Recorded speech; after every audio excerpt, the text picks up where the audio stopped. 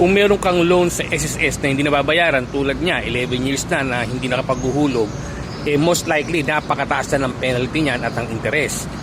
Makaka-apekto yan sa iyong mga benefits at sa iyong pension in case na magpe-pension ka na. Baka wala nang matira. Kaya ang pinakamabuti mong gawin, hanggat maaga, mag-apply ka na ng condonation program ng SSS.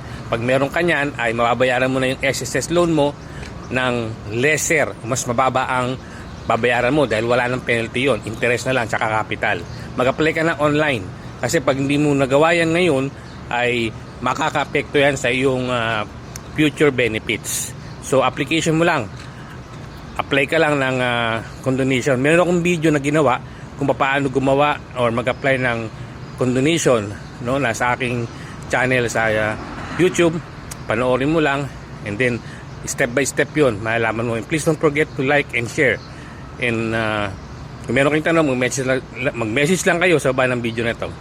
See you on my next videos.